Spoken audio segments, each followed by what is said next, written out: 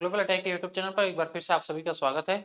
यह पार्ट 4 है। इससे पहले 3 क्लासेस हो चुके हैं जिनका प्लेलिस्ट बना दिया गया है ग्लोबल अटैक यूट्यूब चैनल पे। वहां से जाके आप लोग कोई भी क्लास देख सकते हैं आसानी से।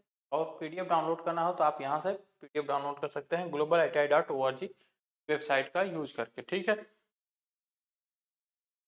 चलिए देख लेते हैं कि आज का हमारा पहला क्वेश्चन क्या है। पहला क्वेश्चन है कि क्यों पोल कोर स्टॉपिंग डीसी जनरेटर में पटलित करते हैं, लेमिनेट क्यों करते हैं, यह आपसे क्वेश्चन में पूछा है। ठीक है, बोला है कि पोल कोर को हम लोग लेमिनेटेड क्यों करते हैं डीसी जनरेटर में। ठीक, अब देखिए लेमिनेशन करने के पीछे क्या रीजन है यार। लेमिनेशन करने के पीछे क्या रीजन है, थोड़ा सा पेन ज्यादा मोटा सेलेक्ट हो गया था।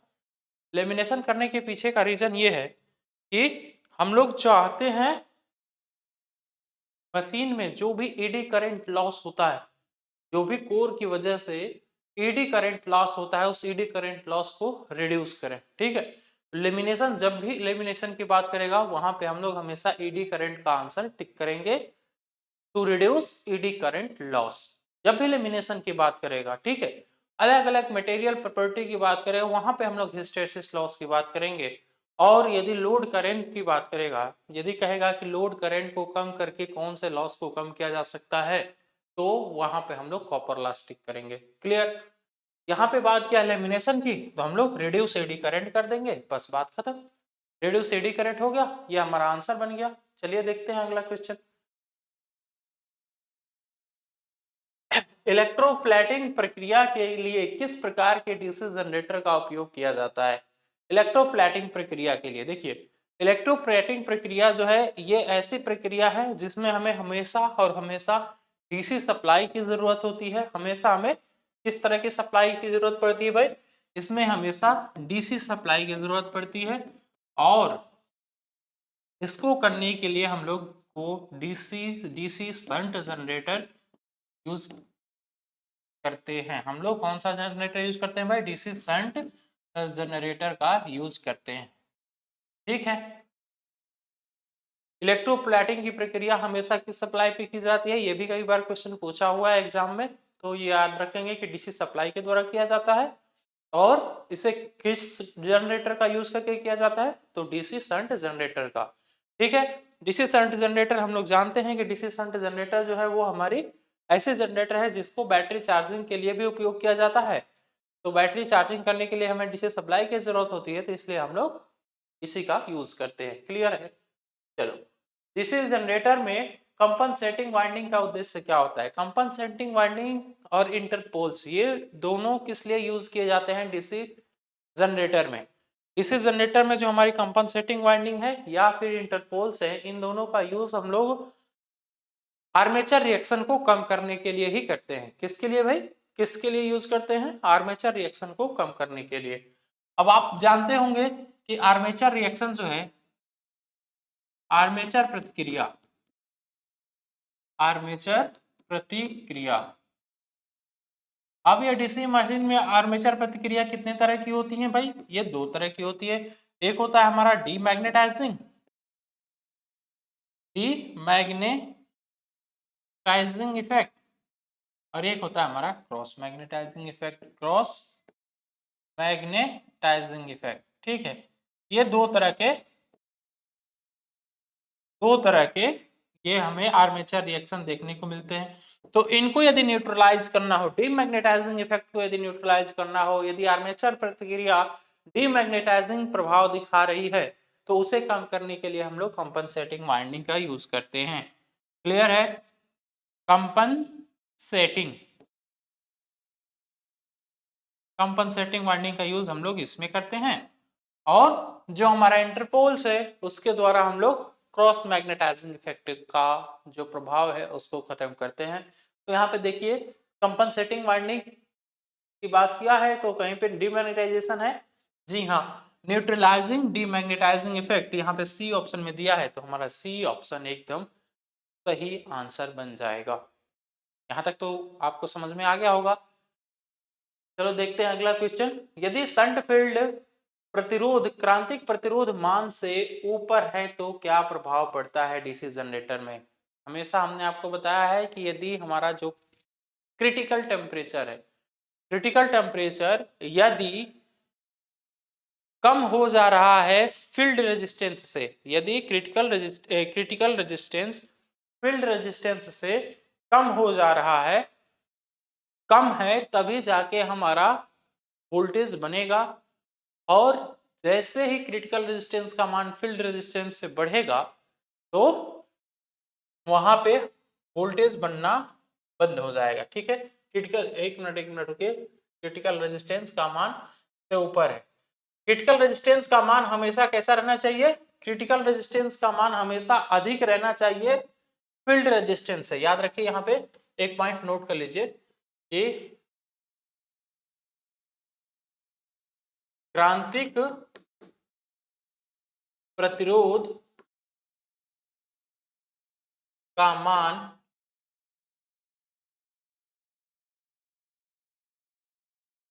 करंट फील्ड प्रतिरोध से अधिक होना चाहिए, प्रतिरोध से अधिक होना चाहिए। ये अधिक है तभी जाके मशीन हमारी वोल्टेज को बिल्डअप करेगी, वोल्टेज बनाएगी। यदि कम हो गया, यदि शंट फील्ड से क्रांतिक रेजिस्टेंस का मान, क्रांतिक प्रतिरोध का मान कम हो गया तो वोल्टेज नहीं बनेगा।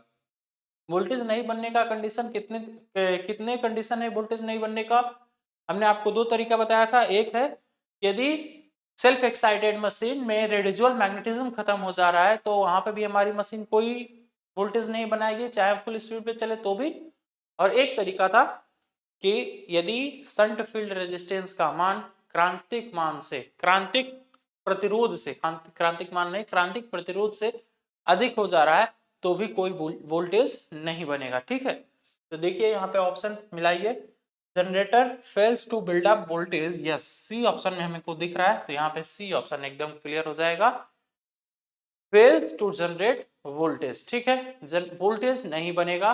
बस इसी बात को इसने इंग्लिश में लिख दिया है, हिंदी में लिखा है वोल्टेज बनाने में विफल रहता है। तो ये तो आपको हिंदी में एकदम क्लियरली समझ में भी आ रहा होगा। ठीक है भाई, चलो अब देखते हैं अगला क्वेश्चन। डीसी जनरेटर में आर्मेचर प्रतिक्रिया का प्रभाव क्या है? डीसी जनरेटर में आर्मेचर प्रतिक्रिया का प्रभाव क्या है? आउटपुट वोल्टेज को इंक्रीज करता है।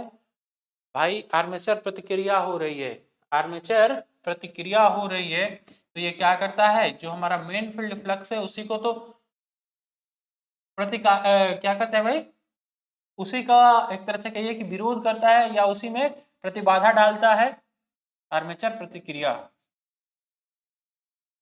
तो जो मेन फील्ड फ्लक्स में प्रतिबाधा डाल रहा है, मेन फील्ड फ्लक्स में कहिए कि विरोध उत्पन्न कर रहा है, तो वो क्या करेगा, वो आउटपुट वोल्टेज को डिक्रीज करेगा। आउटपुट वोल्टेज को क्या करेगा भाई, डिक्रीज करेगा। अब कैसे कहेंगे कि डिक्रीज करेगा? जैसे मैं कह रहा हूं कि देखो, मैं यहाँ पे खड़ा हूं, मैं यहाँ जाना चाहता हूँ आगे, लेकिन एक मेरा कोई दोस्त है जो पीछे खड़ा है, वो कह रहा है कि नहीं तुम आगे कैसे जाओगे, हम तुमको पीछे खींचेंगे। ठीक है, वो हमको पकड़ लिया यहाँ से या फिर एक कोई रस्सी बांध दिया, पीछे खींच रहा है। तो जो पीछे खींचने वाला है वो क्या है, वही है हमारा आर्मेचर प्रतिक्रिया। वो क्या कर रहा है, मैं जाना तो चाहता हूँ आगे, मतलब मैं, मेरा जो जो मशीन का मेन फील्ड फ्लक्स है, जो मेन फ्लक्स है, मेन फ्लक्स जाना चाहता है आगे, लेकिन जो आर्मेचर प्रतिक्रिया वो क्या करेगा, वो उसको पीछे खींचने का प्रयास करेगा, पीछे खींचने का प्रयास करेगा। तो यही है हमारा आर्मेचर प्रतिक्रिया। आर्मेचर प्रतिक्रिया क्या करता है, जो हमारा मेन चुंबकीय फ्लक्स बन रहा है उसी चुंबकीय फ्लक्स को आगे जाने से रोकता है या फिर उसका विरोध करता है। ठीक है, तो ये होता है हमारा आर्मेचर प्रतिक्रिया। तो इसके वजह से मशीन पे इफेक्ट क्या पड़ेगा, इसके वजह से मशीन पे इफेक्ट ये पड़ेगा कि जो हमारा आउटपुट वोल्टेज बनना चाहिए था भाई, जब तक पूरा फ्लक्स नहीं जाएगा तब तक पूरा वोल्टेज नहीं, पूरा ईएमएफ नहीं उत्पन्न होगा, पूरा ईएमएफ नहीं उत्पन्न होगा तो हमारा आउटपुट वोल्टेज तो डिक्रीज होगा ना, बिल्कुल होगा। तो जो हमारा आउटपुट वोल्टेज है वो घट जाएगा। यहाँ पे बी ऑप्शन दिख रहा होगा आपको, आउटपुट वोल्टेज डिक्रीजेज। ठीक है, चल अगला क्वेश्चन है कि सिंप्लेक्स वेव वाउंड आर्मेचर के साथ 4 पोल डीसी जनरेटर में 1020 कंडक्टर हैं, और 1500 आरपीएम की गति से संचालित। ठीक है, फ्लक्स पर पोल कितना दिया हुआ है 0.007 उत्पादित ईएमएफ गणना करना है आपको। अब देखो क्वेश्चन में क्या क्या गिवन है आपको, पहले तो ये चीज नोट करिए, कोई भी न्यूमेरिकल यदि आपको सॉल्व करना है, किसी भी न्यूमेरिकल को यदि आप सॉल्व करना चाहते हैं तो उसका सबसे बेहतरीन तरीका यह है कि जो जो चीज क्वेश्चन में गिवन है उसको नोट डाउन करिए। क्या क्या दिया है भाई, पहले आपको दिया हुआ है P = 4, ठीक है। इसके बाद आपको दिया हुआ है 1020, 1020 ये है क्या, यही तो है हमारा Z 1020, ठीक है सर, ये हमने नोट कर लिया। अब आपको दिख रहा है कि ये आरपीएम के बाद क्या मतलब क्या है, ये है हमारा N, तो हमने N लिख दिया 1500, ठीक है सर। और क्या दिया हुआ है आपको क्वेश्चन में, और दिया हुआ है फाई का मान 0.007, 0.007, ठीक है। अब मशीन हमारी कौन सी है, मशीन है हमारी वेव वाइंडिंग। कौन सी है भाई, वेव वाइंडिंग वाली मशीन है। वेव वाउंड यहाँ पे लिखा हुआ है, वेव वाउंड। यदि वेव वाउंड लिखा हुआ है तो हमने आपको ऑलरेडी बता रखा है कि वेव वाउंड की जब भी बात करेगा तो जो हमारा समांतर पथ की संख्या होगा वो कितना होगा, 2 होगा सिंपलेक्स वाइंडिंग के लिए। और यहाँ पे बोला भी है कि ये कैरी वाइंडिंग है, सिंपलेक्स वाइंडिंग है, ये क्वेश्चन में बोला भी है। बस अब आपको पता चल गया कि P5ZN दिया हुआ है और पूछा क्या है, ई पूछा है। कौन सा फॉर्मूला अप्लाई होगा ये चीज आपने डिसाइड कर लिया। कैसे डिसाइड किया, जब आप एक एक डाटा को नोट कर लिए, एक एक डाटा यहाँ हमने जैसे ही नोट किया तो हमें अब तुरंत क्लियर हो जा रहा होगा कि सर P5A में एक रिलेशन हमने पढ़ा था और आप ही ने बताया था सर कि P5ZN/60A, ये ऐसा कुछ एक फॉर्मूला आपने बताया था, बहुत पहले बताया था, आज से करीबन 10,000 साल पहले बताया था। 10,000 साल पहले नहीं, अभी पिछले दूसरी वीडियो में बताया था। पढ़ते नहीं हो तुम लोग, पढ़ा करो पढ़ा करो। चलो P = 4 हमने पुटअप किया, यहाँ पे पाई का मान हमने पुटअप किया 0.007। Z की वैल्यू यहाँ पे देखिए, Z की वैल्यू क्या दे रखा है भाई 1020, हमने 1020 रखा है यहाँ पे। फिर दे रखा है आपको N A, देखो मैं थोड़ा सा इधर से लिख दूं ताकि पूरा वैल्यू लिख पाऊं, 4 × 0.007 multiplied by 120 multiplied by 1500 divide by 60 × 2, ठीक है। अब इसको आप लोग सॉल्व कर लेंगे, इसको सॉल्व कर लेंगे कि नहीं कर लेंगे भाई। देखो पहले तो एक काम करो, आप इस 2 जीरो से इस 2 जीरो को कैंसिल कर दो, ठीक है।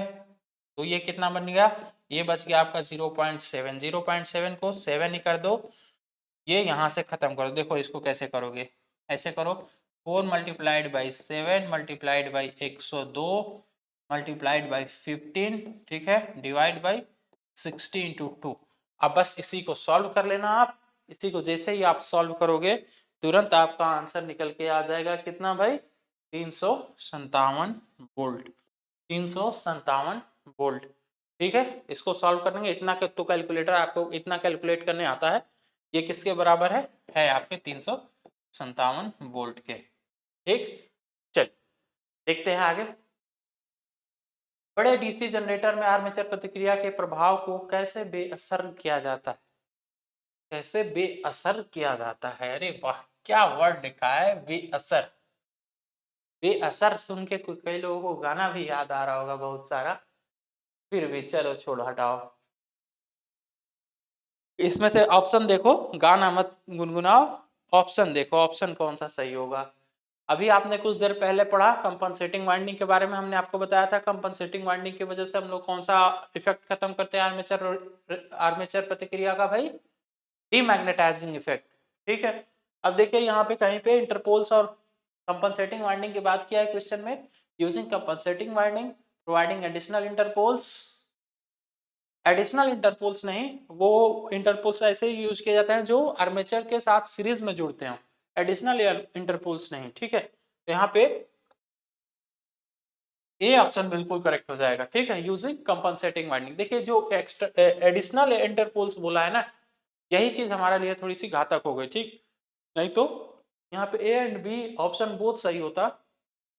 जब भी हम लोग इंटरपोल्स जोड़ते हैं मशीन में, इंटरपोल्स हमेशा आर्मेचर के साथ सीरीज में जुड़ता है, ये पॉइंट नोट कर लीजिएगा यहाँ पे, ठीक है। आर्मेचर के साथ सीरीज में कनेक्ट किया जाता है, कनेक्ट किया जाता है, ठीक। चलिए आगे देखते हैं, डीसी जनरेटर में क्या प्रभाव होता है अगर इसे लंबे समय तक बंद रखा जाए। यदि इसे लंबे समय तक बंद रखते हैं तो हमने आपको बताया था पहले ही कि लंबे समय तक बंद रखने से इसके अंदर का जो रेडिजुअल मैग्नेटिज्म है वो खत्म हो जाता है। और रेडिजुअल मैग्नेटिज्म यदि फिर से हम लाना चाहते हैं, अवशिष्ट चुंबकत्व के गुण लाना चाहते हैं उसमें, तो एक बार उसको चला लेते हैं उल्टी डायरेक्शन में। जनरेटर हमारी चलती किस डायरेक्शन में, क्लॉकवाइज डायरेक्शन में। यदि हम उसको लंबे समय तक छोड़ देते हैं, लंबे समय तक उसका यूज नहीं करते हैं, तो उसका रेडिजुअल मैग्नेटिज्म खत्म हो जाता है। तो उसके लिए हम लोग उसको एंटी क्लॉकवाइज डायरेक्शन में थोड़ी देर चला देते हैं, चला देंगे तो फिर वो मैग्नेटाइज हो जाएगा, फिर हम लोग अपना काम करने लगते हैं, ठीक है। तो ये तरीका होता है आपका रेडिजुअल मैग्नेटिज्म फिर से लाने का। क्लियर, चलो आगे देखते हैं। 4 पोल डायनेमो के प्रेरित ईएमएफ की गणना करें। 1000 आरपीएम लैप वाउंड और कंडक्टरों की कुल संख्या 600 है, फ्लक्स पर पोल इतना है, तो आपको बताना है प्रेरित ईएमएफ। प्रेरित ईएमएफ आपको बताना है, तो ये मुझे तो उम्मीद है कि आप सभी आसानी से निकाल लेंगे। क्वेश्चन में दे रखा है आपको P इक्वल टू कितना भाई, P इक्वल टू दे रखा है 4, फिर आपको दे रखा है N 1000, फिर 5 दे रखा है 0.04064, ठीक है। और क्या दे रखा है यार, जेड, जेड कितना दिया हुआ है, जेड दिया हुआ है आपको 600, जेड दिया हुआ है आपको 600, ठीक है। लैप वाउंड आपकी मशीन है, मशीन कौन सी है, लैप वाउंड है। तो लैप वाउंड है तो एल इक्वल टू पी हो जाता है ना, L equal sorry A equal to P हो जाता है। तो इसमें पी की तो बात ही खत्म हो गई। अब यहाँ पे सीधे सीधे हम लोग पी ई इक्वल टू क्या रख देंगे यार, ई इक्वल टू रख देंगे 1000 गुणे 600 गुणे 0.64 0.64 डिवाइड बाई 60, डिवाइड बाई 60, ठीक है। इससे इसको मल्टीप्लाई किया और ये 2 1 3 0 मिल गए, इसको खत्म कर देंगे। ये कितना हो गया हमारा 64 गुणे 6 डिवाइड बाई 64 गुणे 60 डिवाइड बाई कितना हो जाएगा, डिवाइड बाई 6, 6 से इसको कैंसिल कर दो 10 बार में, ये कितना आ जाएगा हमारा 640 वोल्ट। ये आ गया 640 वोल्ट, ठीक है। 640 वोल्ट हमें डी ऑप्शन में दिख रहा है, यहाँ डी ऑप्शन बिल्कुल करेक्ट हो जाएगा। चलो बस एक बार आपको ये फॉर्मूला याद रहने चाहिए। और जो हमने तरीका आपको बताया, जो हमने आपको तरीका बताया कि जो भी क्वेश्चन में आपको जब भी न्यूमेरिकल आए तो न्यूमेरिकल देख के सभी लोग डरते हैं, चाहे वो कोई भी हो, एक पढ़ने वाला भी लड़का होगा, पढ़ने वाला भी स्टूडेंट होगा, बहुत ब्रिलियंट होगा, वो भी डरता है न्यूमेरिकल लगाने से। जिसका सबसे आसान तरीका ये है कि आप एक बार पहले जो भी डाटा गिवन है उसको नोट करिए, जैसा ही नोट करेंगे तुरंत उसका पहले फार्मूला क्लियर आउट हो जाएगा कि कौन सा फार्मूला अप्लाई करेंगे, और जैसे ही फार्मूला अप्लाई हुआ तो फिर तुरंत आप आंसर भी निकाल लोगे। चलिए देखते हैं अगला क्वेश्चन। यदि मुख्य क्षेत्र का प्रवाह डीसी जनरेटर में विकृत हो जाए तो प्रेरित ईएमएफ पर क्या प्रभाव पड़ेगा। What is the effect on induced EMF if the main field flux get distorted? यदि जो हमारा मेन फील्ड फ्लक्स है वो डिस्टॉर्टेड हो गया है तो क्या प्रभाव पड़ेगा, ठीक है। डीसी जनरेटर में क्या, डीसी जनरेटर के ईएमएफ पर क्या प्रभाव पड़ेगा। क्वेश्चन बोला है कि यदि हमारा मेन फील्ड फ्लक्स डिस्टॉर्टेड हो जाता है, मेन फील्ड फ्लक्स डिस्टॉर्टेड हो गया है, तो जो हमारा प्रेरित ईएमएफ है, जो जनरेटर ईएमएफ बना रही है, उस ईएमएफ पे क्या प्रभाव पड़ेगा। क्या हमारा ईएमएफ बढ़ेगा या फिर ईएमएफ घटेगा, या फिर हमारा जो ईएमएफ है वो उसमें कोई बदलाव नहीं होगा, या प्रेरित ईएमएफ शून्य हो जाएगा। इसमें से क्या हो सकता है, क्या कंडीशन बन सकती है। तो भाई देखिए, डिस्टॉर्टेड होने से ऐसा ही हो सकता है कि ये घटे, बढ़ने की तो बात कहीं से नहीं आएगी ना यार। जैसे हम ऐसा कह सकते हैं कि मान लो कि आपकी गाड़ी चल रही है, ठीक है, आप अपना 4 व्हीलर चला रहे हो मेन हाईवे पे, बीच में कुछ आ गया, बीच में कुछ भी आया तो वो क्या किया, वो आपको डिस्टर्ब किया, वो डिस्टॉर्टेड किया आपको, तो उससे आपकी आप स्पीड बढ़ाओगे नहीं ना, यदि बीच में कुछ आता है तो गाड़ी की स्पीड बढ़ाओगे तो भाई एक्सीडेंट होना तय है। आप स्पीड घटाओगे तो वैसे ही ईएमएफ क्या होगा, जैसे ही मेन फील्ड फ्लक्स हमारा डिस्टॉर्टेड होगा, वहां पे ईएमएफ बनना थोड़ा सा कम हो जाएगा, या फिर कहिए कि ईएमएफ हमारा बनना कम होगा, घटेगा। जीरो तो नहीं होगा, जीरो नहीं कह सकते, घटेगा ये बात सही है, बढ़ेगा तो किसी भी दशा में नहीं। ठीक है, बढ़ने की तो कोई भी गुंजाइश ही नहीं है, तो यहाँ पे इंड्यूस्ड ईएमएफ हमारा डिक्रीज हो जाएगा थोड़ा सा, बस यही आंसर बन जाएगा। ठीक है, डीसी जनरेटर के ब्रश में भारी स्पार्किंग का क्या कारण है, भारी स्पार्किंग का कारण क्या है डीसी जनरेटर में। भाई देखो, यदि मान लो कि जो भी आपका ब्रश है, ब्रश कहाँ पे लगा है, ब्रश लगता है हमेशा कम्यूटेटर पे, ब्रश हमेशा कम्यूटेटर के साथ लगता है, और एमएनए पे रखते हैं ब्रश को कि जीएनए पे, तो हमेशा हम लोग ब्रश को एमएनए पे रखते हैं। ये भी पॉइंट नोट कर लीजिए कि ब्रश को कहाँ पे रखा जाता है, एमएनए।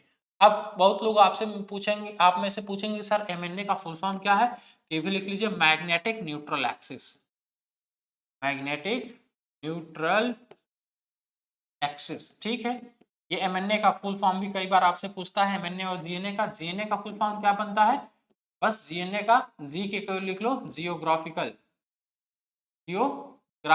न्यूट्रल एक्सिस, बाकी ये भी यही है, न्यूट्रल एक्सिस। ठीक है, एमएनए और जीएनए का फुल फॉर्म भी आपसे कई बार पूछ लेता है, तो ये भी बात नोट कर लीजिएगा। बोला ये है कि डीसी जनरेटर के ब्रश में भारी स्पार्किंग हो रही है, स्पार्किंग को रोकने के लिए ही ब्रश हम लोग यूज करते हैं। ठीक है, लेकिन यदि स्पार्किंग बहुत तेज हो रही है ब्रश पे, तो उससे घाटा क्या होगा मशीन का, ब्रश जल्दी से खराब हो जाएगा, कम्यूटेटर वहां पे हमारा जो कम्यूटेटर का जो सॉफ्टनेस है वो खत्म हो जाएगा, खुरदुरा हो जाएगा, जिससे प्रॉपर हमारा एसी डीसी में कन्वर्ट नहीं हो पाएगा। तो इससे बचने के लिए तुरंत हमें मशीन को रोकना पड़ता है, यदि बहुत ज्यादा स्पार्किंग हो रही है तो वो स्पार्किंग क्यों हो सकती है, या फील्ड वाइंडिंग में शॉर्ट सर्किट हो गया है, या फिर आर्मेचर वाइंडिंग में शॉर्ट सर्किट हो गया है, या फिर एमएनए और जीएनए इसकी स्थिति बदल गई है, या फिर हमारा जो टू मच स्प्रिंग, जो हमने स्प्रिंग लगाया है, स्प्रिंग बहुत ज्यादा हमने टाइट कर दिया है, स्प्रिंग हमने बहुत ज्यादा टाइट कर दिया है, तो क्या इस वजह से स्पार्किंग हो सकती है। देखिए, यदि हम लोग ब्रश को बहुत ज्यादा टाइट कर देंगे, तो उससे घाटा ये होगा कि ब्रश जल्दी घिस जाएगा, स्पार्किंग तेज नहीं होगी। स्पार्किंग के तेज होने की कंडीशन क्या है कि एमएनए और जीएनए की स्थिति बदल जाए, जो हमने अभी आपको यहाँ पे ऊपर बताया ना, एमएनए और जीएनए, ब्रश को हमेशा कहाँ पे रखा जाता है, एमएनए पे रखा जाता है, ताकि स्पार्किंग कम से कम हो। और यदि इसकी स्थिति बदल दी जाएगी एमएनए और जीएनए से, तो वहां पे हमारा स्पार्किंग बढ़ जाएगा। ठीक है, तो एमएनए और जीएनए की बात यहाँ पे किया है सी ऑप्शन में, तो यहाँ पे सी बिल्कुल राइट आंसर बन जाएगा। बढ़ते हैं अगले क्वेश्चन की तरफ। आर्मेचर वाइंडिंग प्रतिरोध को मापने के लिए किस उपकरण का यूज किया जाता है, तो हम लोग हमेशा इसका यूज कर, प्रतिरोध मापने के लिए ना, आर्मेचर वाइंडिंग का प्रतिरोध मापने के लिए हम लोग मेगर का यूज करते हैं, क्योंकि आर्मेचर वाइंडिंग में जो भी हम लोग लगाते हैं इंसुलेशन, वो इंसुलेशन ऐसा होना चाहिए भाई, इंसुलेशन मेगा ओम में होता है। ठीक है, इंसुलेशन की रेटिंग किस में होती है, मेगा ओम में, जो भी हम लोग इसके ऊपर इंसुलेशन लगाते हैं उसकी रेटिंग होती है मेगा ओम में। तो इंसुलेशन की बात किया है क्या क्वेश्चन में, एक मिनट, रुके देखिए भाई, थोड़ा सा रुके रहो। जब बात करेगा कि आर्मेचर वाइंडिंग के इंसुलेशन का हम लोग इंसुलेशन का मेजरमेंट किससे करते हैं, तब हमारा आंसर होगा मेगर। ठीक है, क्योंकि इंसुलेशन की रेटिंग मेगा ओम में होती है। यहाँ पे क्वेश्चन में कहीं पे भी इंसुलेशन की बात नहीं किया। देखिए, which instrument is use to measure armature winding resistance, armature winding का रेजिस्टेंस बोला है। देखो, क्वेश्चन को पढ़ने में हमें थोड़ी सी दिक्कत हो गई, थोड़ा सा फॉल्ट हो गया हमसे। हम पढ़ लिए इंसुलेशन पढ़ लिए तो आंसर टिक कर दिए मेगा, लेकिन यहाँ पे बात इंसुलेशन की नहीं किया है, आर्मेचर रेजिस्टेंस की बात किया है। ठीक है। आर्मेचर वाइंडिंग रेजिस्टेंस, तो आर्मेचर की जो वाइंडिंग है, वाइंडिंग का रेजिस्टेंस हम लोग चाहते हैं कि कम से कम रहे, तभी जाके ज्यादा से ज्यादा करंट फ्लो हो पाएगी और ज्यादा से ज्यादा फ्लक्स बन पाएगा। ठीक है, तो ये जो आर्मेचर वाइंडिंग की रेजिस्टेंस है ना, यह एकदम निम्न रहना चाहिए, एकदम निम्न रहना चाहिए। और निम्न प्रतिरोध को मेजर करने के लिए हम लोग कौन सी डिवाइस यूज करते हैं भाई? तो निम्न प्रतिरोध को मेजर करने के लिए हम लोग हमेशा केल्विन डबल ब्रिज मेथड का यूज करते हैं। ये बात हमने आपको ऑलरेडी बता रखा है। ठीक है, यहाँ पे एक पॉइंट नोट कर लीजिए कि निम्न प्रतिरोध को मेजर करने के लिए, को मापने के लिए केल्विन डबल ब्रिज का यूज किया जाता है। ठीक है, केल्विन डबल ब्रिज का यूज किया जाता है। ठीक है, ये हो गया हमारा वाइंडिंग का प्रतिरोध। यदि बात कर दे कि मेगा ओम के रेजिस्टेंस को मेजर करने के लिए जो वाइंडिंग के ऊपर इंसुलेशन किया जाता है, वाइंडिंग के ऊपर जो इंसुलेशन किया जाता है उसका जो रेजिस्टेंस होता है वो मेगा ओम के रेंज में होता है, और उसको यदि मेजर करना है तो हम लोग मेगर का यूज करेंगे। ठीक है, यहाँ पे क्वेश्चन में आपसे वाइंडिंग रेजिस्टेंस की बात किया है तो ऑप्शन डी ही बिल्कुल करेक्ट है, केल्विन डबल ब्रिज मेथड ही एकदम करेक्ट है। जब बात करेगा इंसुलेशन की तब हम लोग आंसर टिक करेंगे मेगर। बात क्लियर हो गई ना? जो कंफ्यूजन हुआ था, कंफ्यूजन खत्म हुआ। चलो देखते हैं आगे। शॉर्ट और ओपन सर्किट के लिए आर्मेचर वाइंडिंग का परीक्षण करने के लिए किस उपकरण का उपयोग किया जाता है? तो देखिए, एक आप लोग पढ़ेंगे डिवाइस ग्राउलर, एक आप लोग डिवाइस पढ़ेंगे ग्राउलर। ग्राउलर का यूज किया जाता है वाइंडिंग का परीक्षण करने के लिए, वाइंडिंग का टेस्ट करने के लिए। ठीक है, ग्राउलर चलिए मैं आगे बताऊंगा आपको। ग्राउलर नेक्स्ट क्लास में मैं ग्राउलर के बारे में अच्छे से बताऊंगा। ग्राउलर का यूज हम लोग दो तरीके से करते हैं, एक एक्सटर्नल यूज होता है और एक इंटरनल ग्राउलर होता है। ठीक है, एक एक्सटर्नल ग्राउलर होता है और एक इंटरनल ग्राउलर होता है। एक्सटर्नल वाले का यूज हम लोग करते हैं मशीन में शॉर्ट सर्किट या फिर ओपन सर्किट फॉल्ट को डिटेक्ट करने के लिए, या डीसी मशीन की जो वाइंडिंग है, वाइंडिंग का परीक्षण किया जाता है इससे कि वाइंडिंग में कहीं ओपन सर्किट फॉल्ट या फिर शॉर्ट सर्किट फॉल्ट है, तो उसका टेस्ट हम लोग एक्सटर्नल ग्राउलर का यूज करके करते हैं। ठीक है, इसके बारे में मैं आपको नेक्स्ट लेक्चर में अच्छे से बताऊंगा। उसी में ज्यादा से ज्यादा इसके 4-5 क्वेश्चन भी हैं, तो सारे क्वेश्चन फिर मैं लेके आऊंगा। ठीक है, चलिए डीसी मोटर की गति नियंत्रण विधि का क्या नाम है? अब यहाँ पे देखिए, जो हमारी स्पीड का जो एक फॉर्मूला दिया हुआ है, सॉरी फिगर दिया हुआ है, ये किस मशीन के लिए है? ये है हमारा सीरीज मोटर के लिए है, सीरीज मोटर के लिए है। ये क्वेश्चन में कहीं नहीं लिखा है, ये क्वेश्चन में कहीं लिखा ही नहीं है, और यहीं पे मिस्टेक हो जाएगी। बहुत लोग देखेंगे कि सर ये पैरेलल में है, ये पैरेलल में है, तो हम क्या बोल देंगे भाई? Field tapping method. यहां से फील्ड टैपिंग मेथड करके आगे तुरंत बढ़ जाएंगे, है ना? लेकिन यहाँ पे थोड़ा सा थमिए, यहाँ पे थोड़ा सा थम जाइए। देखिए ये क्या है,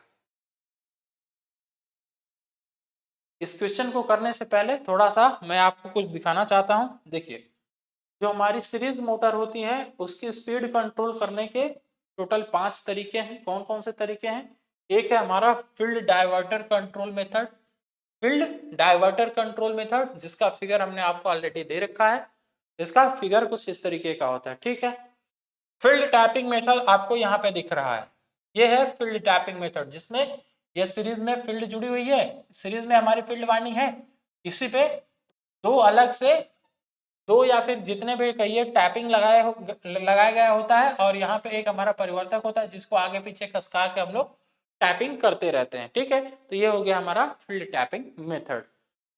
ये है हमारा armature diverter control method. Armature diverter control method में क्या करते हैं कि आर्मेचर के पैरेलल में हम लोग एक रेजिस्टेंस जोड़ देते हैं, और यहाँ पे जो हमारा ये परिवर्तक है, इस परिवर्तक के द्वारा इस आर्मेचर का रेजिस्टेंस, इस रेजिस्टेंस को बढ़ाया घटाया जाता है, बढ़ा घटा के फिर हम लोग यहाँ पे करंट को कंट्रोल करते हैं, इसलिए इसका नाम क्या हो गया, आर्मेचर डाइवर्टर कंट्रोल मेथड। ठीक है, और यही फिगर आपको क्वेश्चन में दिया भी हुआ है, तो यहाँ पे ऑप्शन कौन सा सही होगा, ऑप्शन सही होगा आर्मेचर डाइवर्टर कंट्रोल मेथड। जबकि देखने में आपको लग रहा था कि फील्ड टैपिंग मेथड है, देखने में आपको क्या लग रहा था, फील्ड टैपिंग मेथड है, ऊपर कहीं पे सीरीज की बात नहीं किया, इसलिए थोड़ा सा कंफ्यूजन क्रिएट हो रहा है वहां पे क्वेश्चन में। ठीक है, चलो आपने 3 मेथड देख लिया डीसी सीरीज मोटर के स्पीड को कंट्रोल करने का। डीसी सीरीज मोटर के स्पीड को कंट्रोल करने का टोटल 5 तरीके हमने आपको बताया। पहला है फील्ड डाइवर्टर कंट्रोल मेथड, दूसरा है आपका फील्ड टैपिंग कंट्रोल मेथड, तीसरा है आपका आर्मेचर डाइवर्टर कंट्रोल मेथड, चौथा है आपका वोल्टेज कंट्रोल सर्किट मेथड। ठीक है, वोल्टेज कंट्रोल सर्किट मेथड, और पांचवा है आपका सीरीज और पैरेलल मेथड या फिर सीरीज मेथड। ठीक है, सीरीज पैरेलल मेथड या फिर सीरीज और सीरीज मेथड, ये टोटल 5 तरीके हैं आपके डीसी सीरीज मोटर के स्पीड को कंट्रोल करने का। ठीक है जी, चलिए यहाँ पे ये कौन सा है भाई, ये है हमारा आर्मेचर डाइवर्टर मेथड। तो बस आप लोग यहाँ से आंसर टिक करेंगे, डी ऑप्शन आंसर टिक करके आगे बढ़ जाएंगे। इसीलिए हम आपसे कहते हैं कि एक बार थोड़ा मोबाइल एप्लीकेशन डाउनलोड करिए ग्लोबल आईटीआई का अपने प्ले स्टोर से जाके, और कोर्स को विजिट कर लीजिए। कोर्स एक बार जब आप पूरी तरीके से देख लेते हैं ना, ये सारा फिगर हम ले लेके काफ़ी अच्छे से इसको एक्सप्लेन करके समझाया, क्लासेस हमारे द्वारा ही कराई गई है पूरी। तो आप लोग जब एक बार पूरा कोर्स कंप्लीट कर लेते हैं ना, तो फिर ये सब क्वेश्चन करने में आपको कहीं से भी तकलीफ नहीं आएगी। बस ये सब क्वेश्चन आपको एक बार क्लास करने के बाद एकदम हलवा लगेगा, इसे टिक करके आगे बढ़ेंगे। जो भी मैं इसके पीछे का कंसेप्ट बताता हूँ, यहाँ पे प्रैक्टिस ही कराई जाती है। ठीक है, कंसेप्ट बताया तो जाता है पूरी तरह से, लेकिन कंसेप्चुअली सारी चीजों को एक साथ कनेक्ट करके पढ़ना, उसकी बात अलग होती है। ठीक है, चलिए देखते हैं अगला क्वेश्चन। डीसी फील्ड कॉइल के लिए किस वाइंडिंग तार का उपयोग किया जाता है, तो फील्ड कॉइल के लिए हम लोग जो भी हमेशा सुपर इनेबल कॉपर वायर का यूज करते हैं, इस बात को याद रखेंगे कि फील्ड वाइंडिंग के लिए हम लोग हमेशा सुपर इनेबल वायर का कॉपर वायर का यूज करते हैं। ठीक है, तो ये था हमारा आज का क्वेश्चन। उम्मीद है आपको बेहतर समझ में आया होगा, और यदि आप कुछ बेहतर सीखना चाहते हैं तो अपने कमेंट्स में ये चीज मेंशन करते जाइए। ठीक है, धन्यवाद।